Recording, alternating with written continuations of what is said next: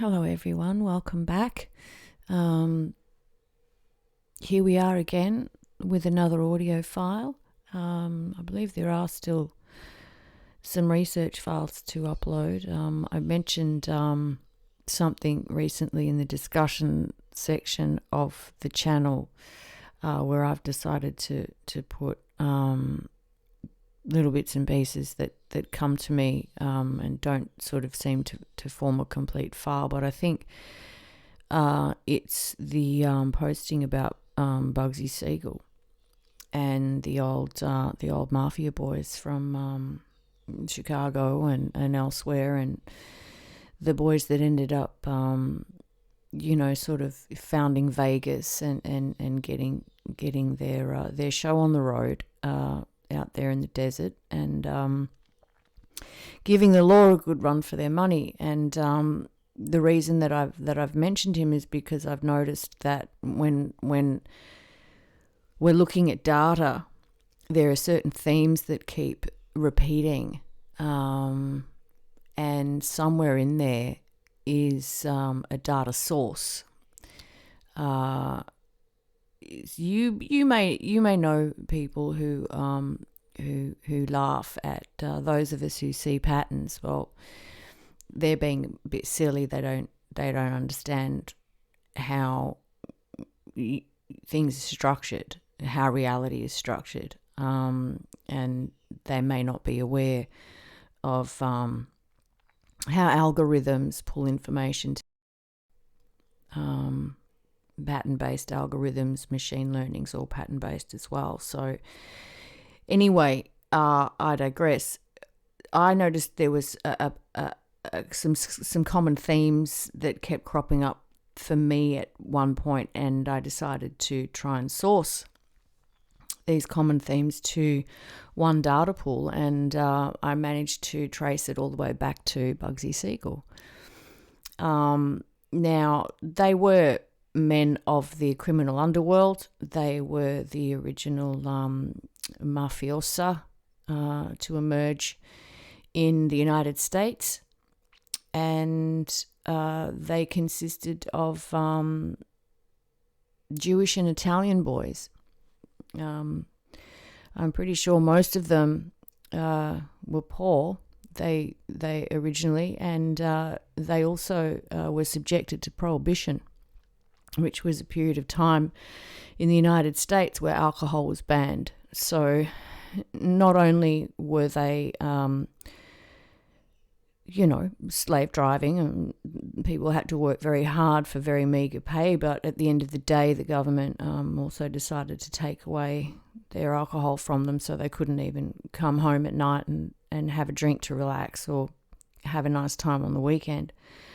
That being said, I'm not promoting the use of alcohol here. I'm just looking at what a period in history where people were subjected to very harsh conditions, and it was within these conditions, was from these conditions that the old boys got their heads together and decided to rebel, I guess. They grew up poor. Many of them ate oatmeal for dinner. A lot of them didn't finish their schooling. They had no respect for the law. There were often policemen in the streets with batons and things, and the law didn't respect them either. So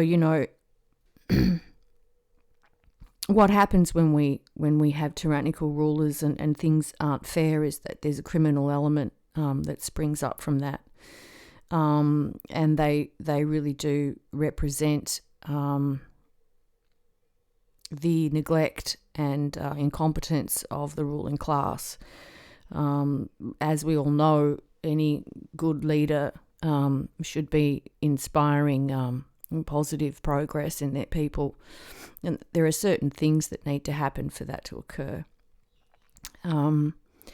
So yeah, I mean, they're all, the Al Capone, Bugsy Siegel, and there's a bunch of them. You feel free to look Bugsy up. He these guys suited up every day and ran incredible businesses. They ran casinos, and they had their own way of dealing with things. Obviously, if there was a problem, we were all familiar with how they found it necessary to deal with things. But I guess, some people get to a certain point where they're just really not prepared to put up with any nonsense from anybody, and hustle to get through, and that's history. That's what they did. I don't think that, and this is just my personal opinion, but I don't think they were any better, worse, or greater or lesser than any government that has bombed innocent people or slaughtered others on a battlefield. Humanity has proven itself to be savage and cruel and heartless, no matter rich or poor or what side of the fence we sit on. But there is a post in the discussion section of the YouTube channel site, and it's about Bugsy, and there was a conference that was held, the Atlantic City Conference. I think it was called something like that. And the data that's in there is, I was able to trace a particular pattern that I was noticing back to Bugsy. So please feel free to have a read. I suggest you actually use the Wikipedia page for Bugsy Siegel, because that's where the bulk of the data is in there. And what I sort of mean by all this is that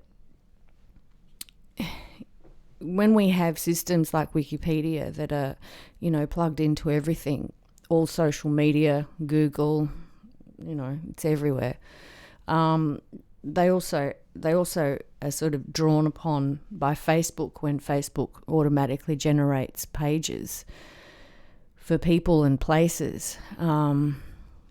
They draw on Wikipedia to automatically provide information for those Facebook pages, which is fraudulent when it's done with people, and a security risk when it's done with places, because ultimately different sets of numbers are assigned to different locations, and this can present a problem in many ways as far as security goes. But that being beside the point, in context with Wikipedia, we have an encyclopedia there that is, kind of dictating what we believe and what is truth and what's fiction, and it's publicly edited. So, I mean, really, right there, it's publicly edited there, and it's constantly changing. So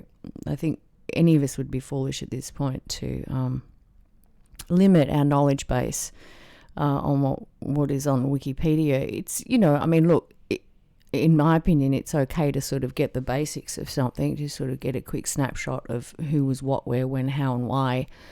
And I have referred to Wikipedia for a lot of the research that I've done, just to sort of get some more interesting details about things. But overall, we're really just sort of being typed at in a very basic language, which is what Wikipedia specialises in. It's not high English. It's not pretty English. It's very broad, very basic. Very mind-numbing to read, actually. They're obviously not good authors.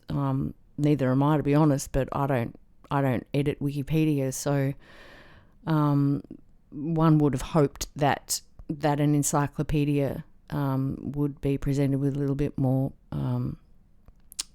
class. Sadly, it's not. But Bugsy Siegel, look him up on Wikipedia and have a good read, because that data set, going back to those days, the 20s and the 30s in the United States, and when people were being subjected to cruel and unusual measures by government, and many of them were forced to take matters into their own hands. I think Al Capone opened soup kitchens, and he was around during Prohibition as well. So those data sets about these guys who are now celebrities, I mean, everybody knows about them, they're sort of famous, really, have been circling through everything ever since. And since everything that we know about, all information has been put online, their information is too. So you get these patterns that start appearing, and the further back in history something goes, well, the longer it's been around. And you'll find that it's the same with the golden era of Hollywood. A lot of the original Hollywood actors and actresses, their data has been around a lot longer. They're absolutely huge data sets, and they get thrown into the mix too. And this is when we're looking at what data is actually going into the mix of the events that are engineered and created in our time, in our modern world, and in our lives, where sadly everything is scripted. We are constantly being fed media, movie scripts, and all the data from way back when, and it all gets pulled together by algorithms.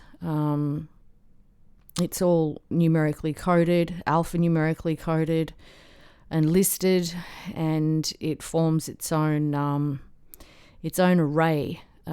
We end up with phones in our hands, certain phone numbers, identification numbers, and within the electromagnetic field of things, these things come together and converge at a point, which is your consciousness, your experience, the thoughts that you think, where they come from, and why we do the things we do, and how we find ourselves living the lives we live because of the complete excessive saturation of our airwaves. Originally it started with radio, and then we had TV, and then we had the internet and mobile internet. So Bugsy Siegel is alive and well. He is among us because he is in the air right now, and everything about him.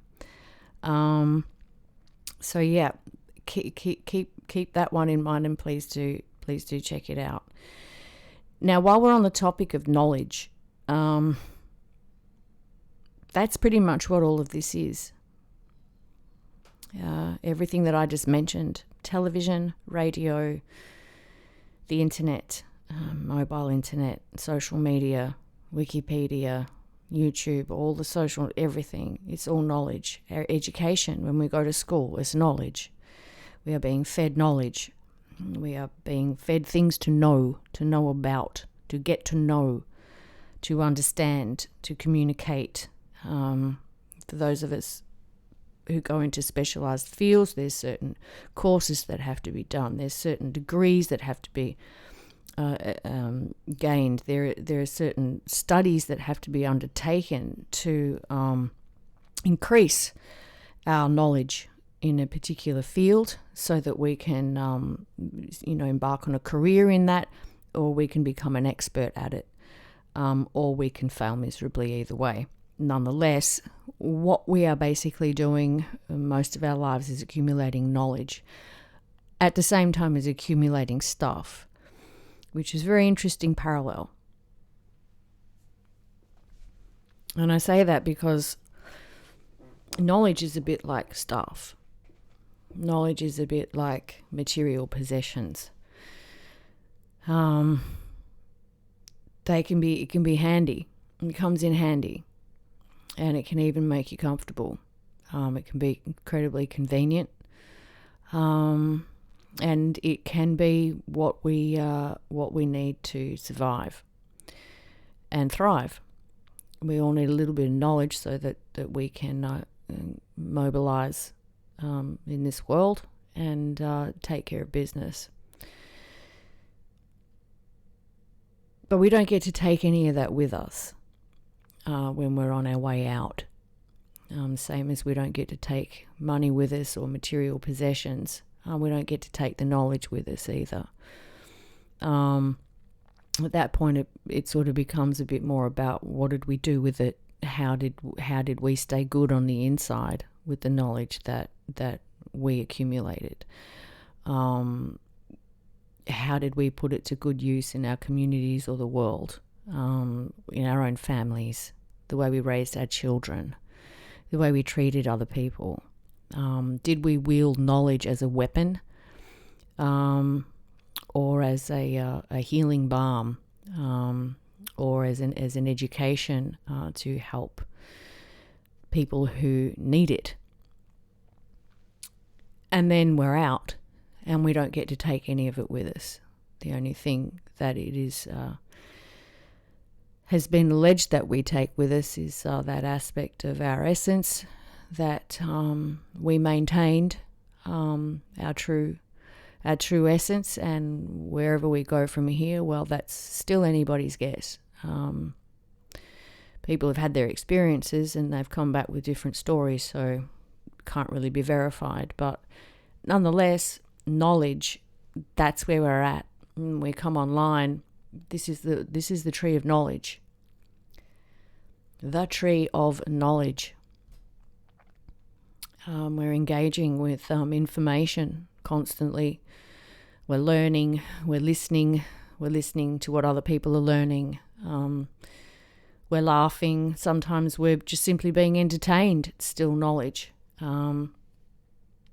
It's not the tree of life, which is very different.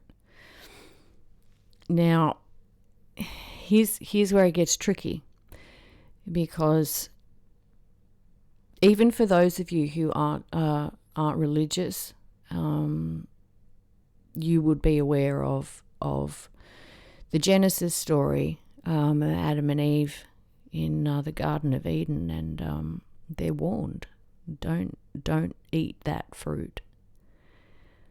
Don't do it. So, what happened? A snake comes along and cons Eve into tasting it. And within 2 hot minutes, she's suddenly self-conscious. She's lost her innocence. She gains self-awareness. She's able to perceive herself as a separate entity to Adam. She notices that she's naked. And of course, God's not happy about that particular decision, and Eve's been blamed for it ever since. Personally, I think we need to be asking, how did a snake get in the Garden of Eden? But I think the point of the story is clear. So before we get into anything about why wasn't it Adam and why are we blaming the woman and all that, let's just all agree to blame the snake, because the snake's a prick anyway. If it wasn't for him, it wouldn't have happened. There you go. So it's right there. We have the tree of knowledge that is, and the fruit from that tree that is dangled in front of us daily, and we are forced to consume it. We're forced. Is the way that things have gone for us, is that we have to navigate through a world that has sprung up from the roots of the tree of knowledge, and it has bared fruit that has been eaten and passed on generation after generation, until we all now think that we are so knowledgeable, that we have these incredible information tools, that we have all information and knowledge online, that we're very smart, and we're very intellectual, and we can talk long sentences, and we can reach for big words, and we can have long discussions with people online, and we can all gather around the fire at the base of the tree of knowledge and enjoy a good yarn, and have a good chat and sort of see eye to eye on where the world's at and what our political views are, and oh my God, are you exhausted yet? Oh, are you exhausted yet? Yeah, that's the tree of knowledge. It's draining, and it puts us in our heads, not our hearts. Unfortunately, it's primary mechanism of knowledge is the intellectual pursuit of it. And it's not to say love can't be applied with knowledge and knowledge can't be used for loving purposes, but I'm just trying to define this here, that the tree of knowledge is the big no-no in the Bible. And interestingly, Eve's nowhere to be found because we're not allowed to run around naked anymore. And no offense, but it's mostly men who are behind this. So I don't know.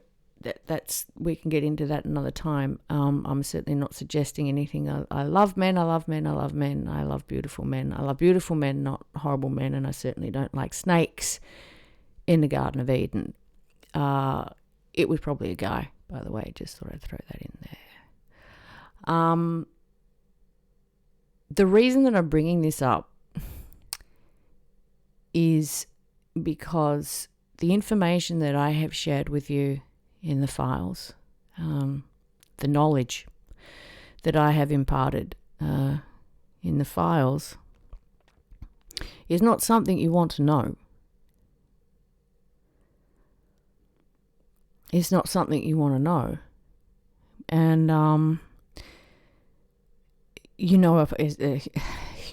as human beings, there's only so much that we can process and face head on for exactly what it is before something in us feels that we're being violated. And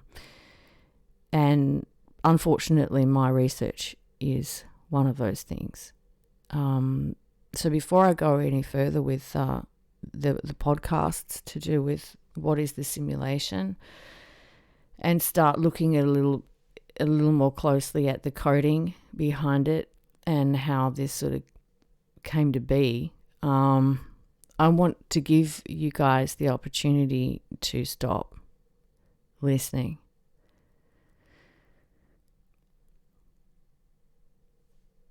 You don't have to listen to anymore. It's information that you don't want to know. Because once you know it, you'll start seeing it everywhere. And once you start seeing it everywhere, your life changes very quickly, and it's unpleasant. It affects your mental health. As you understand one thing, another thing dawns on you, and the realizations become more impactful. They become more awful. They become horrific. They are gut-wrenchingly abysmal things that we face when we really look at what is being done to all of us all the time. So you don't have to keep listening if you don't want to. But it would be good if you could appreciate and respect what's been shared with you so far, and at least try not to hurt anyone with the technology that you've been told is perfectly okay to use. It's not. It's very dangerous. It's not safe at all. It's incredibly dangerous. I'm going to run over that list with you again. Smartphones, don't use them, you don't need them. You can get a normal cell phone that will still give you a texting capability, and phone calls and voicemail, but you don't need to carry the internet around with you all the time, and it is crucial that you don't. Social media, you don't need to do that either. No one does. at all. Especially if you're just an average person and the only reason you have an account is because your family and your friends are on it. You don't need to do that. You must get out of there now. You must actually delete those accounts and get out of there now. Those two things are the main ones that you have to do. And then it's okay if you don't listen to anymore, because the rest of it, as I said, you don't want to know it. Once you do know it, you'll start noticing it everywhere, and it can get very tricky trying to balance your mental health with your everyday lives. And you would also be burdened with the knowledge and find it difficult to talk to other people about. It presents social problems. You can feel isolated with the knowledge that you get, depending on the content. You can be socially outcast. You can be called crazy. You can be written off as a loon. But the more important reason to make a clear choice as to how much you want to know and what you would rather leave to one side is because there's a particular part of a human being which is innocent, and if you have any of that left, you must preserve it. You don't want to take in more than what you can handle at any one time, and you certainly don't want to know the truth of what is actually being done to us and how, which I haven't specifically gotten into because it involves the coding that's being used to run all of this and keep us suspended in the illusion of a physical universe. So that's it. From Bugsy Siegel to Wikipedia to knowledge being the same as materialism. And the Bible, Adam and Eve, Garden of Eden, and the snake, who we established is a man. And your choice, your free will choice.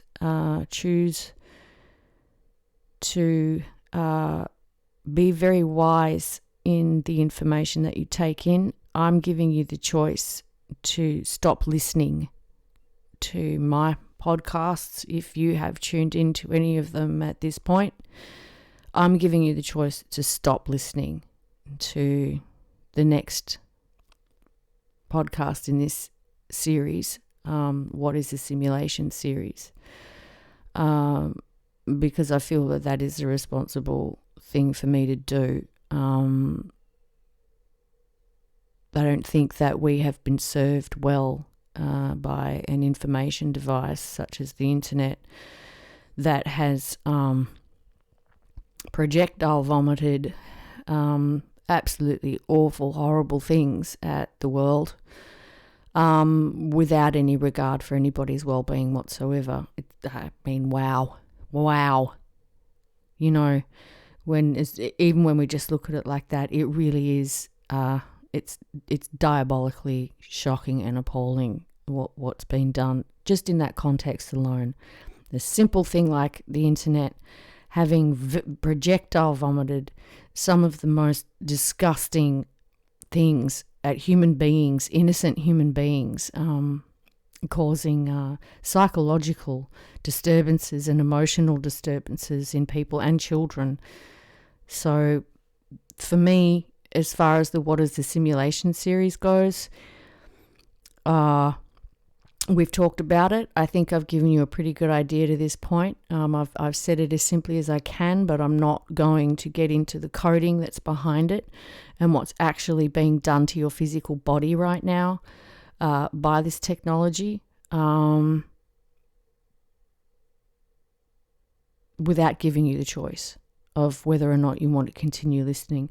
This is not, I'm quite serious too. This is not, I'm not trying to spin you the old, don't listen to this to make you listen. I'm actually quite serious. You would be better off preserving some sense of innocence in all of this. As long as you stop using a smartphone and you delete social media, then we're good. But the rest of it, you really don't need to know. Trust me, you will not benefit from knowing it. Your life will become harder for knowing it. That's 100% guaranteed fact that your life will become harder for knowing it. So I'm giving you the choice now that you can come back another time when I've uploaded the next podcast in this series, talking about the coding and a bit more specific about how it is actually affecting us.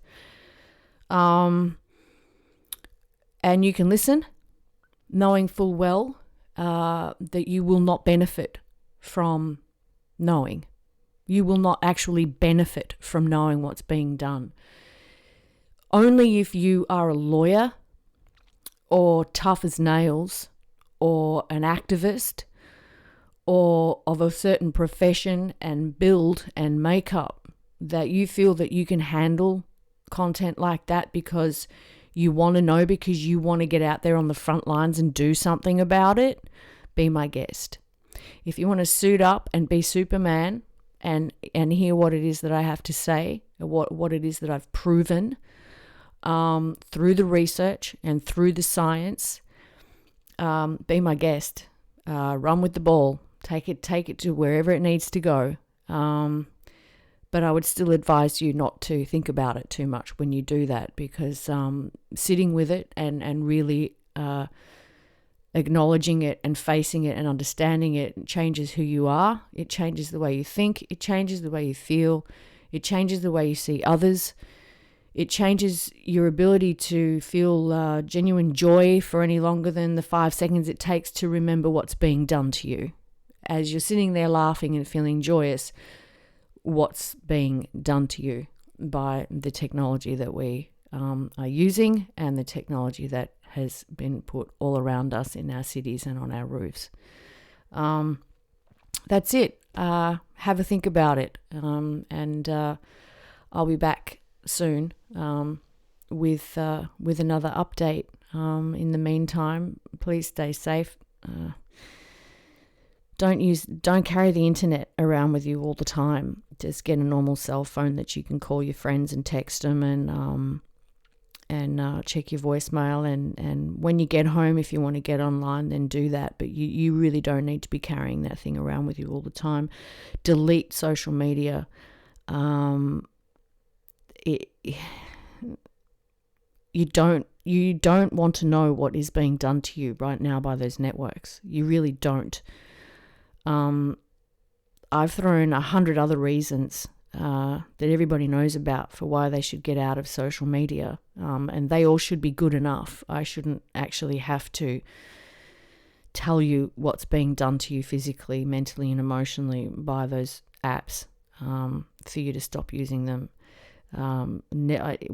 Eventually what happens for me is that if I do share it with people, they still don't delete it, and then I just lose all hope for the human race, and I find it very difficult to